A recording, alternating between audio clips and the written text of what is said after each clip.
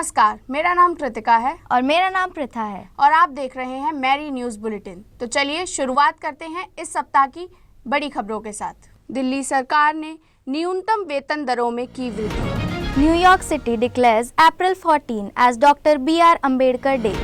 17वीं दीक्षांत समारोह में आईपी यूनिवर्सिटी ने 24,456 छात्रों को दी डिग्री। Dhoni becomes first keeper to complete 200 dismissals in IPL history. केंद्र सरकार ने EPR नियमों का नया प्रस्ताव जारी किया। Indian PM Modi warns against digital arrest scam.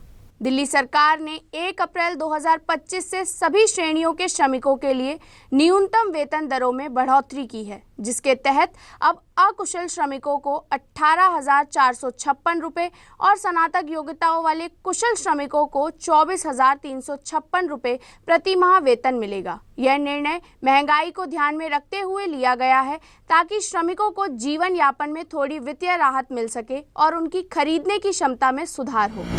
New York City Mayor Eric Adams has proclaimed April 14, 2025 as Dr. B.R. Ambedkar Day in New York City, with its 8.5 million residents celebrating the day, a top official in the mayor's office said in New York.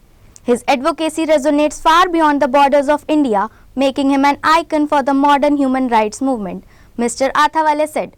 Prior to the event at the UN, Mr. Athawale also paid his homage at the statue of Ambedkar in the Lehman Library at Columbia University, which he said in the post on X was erected as a symbol of knowledge. 11 अप्रैल 2025 को IP university ने अपने द्वारका परिसर में 17वां दीक्षांत समारोह आयोजित किया। इस मौके पर कुल 24,456 छात्रों को डिग्रियां दी गईं, जिनमें 3,112 post graduate, 21,222 under graduate, 12 MPhil और 100 से अधिक पीएचडी डिग्रियां शामिल हैं। दिल्ली के उपराज्यपाल और विश्वविद्यालय के कुलाधिपति श्री विनय कुमार सक्सेना ने इस समारोह की अध्यक्षता की।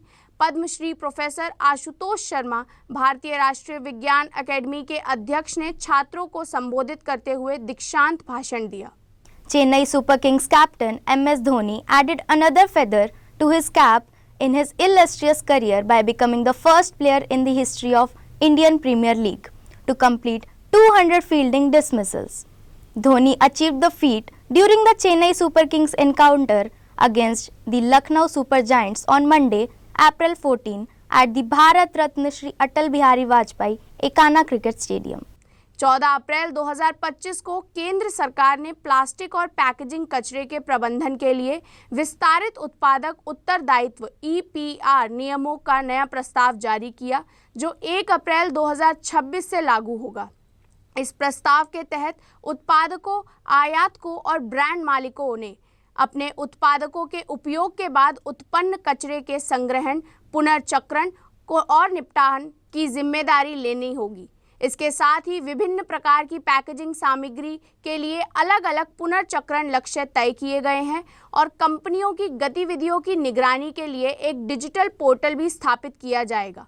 नियमों का उल्लंघन करने पर पर्यावरणीय मुआवजा देना होगा और स्थानीय निकायों व रिसाइकलिंग यूनिट्स को इस प्रक्रिया में शामिल किया जाएगा।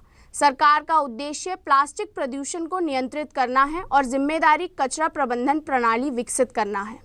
Indian Prime Minister Narendra Modi has warned Indians against an emerging online fraud known as digital arrest. Some people have reportedly been scammed out of millions of rupees by fraudsters who contact their victims via video call, posing as police or text officials, leveling force charges at them. In his warning to the nation, Modi told victims to follow 3 steps to stay safe. Stay calm and do not panic. Remember that no government agency will threaten you online, and take action by calling the National Cyber Helpline and also inform police about the crime. इस सप्ताह के लिए इतना ही। तब तक हमारे साथ बने रहिए। Till then, keep watching Mary News Bulletin.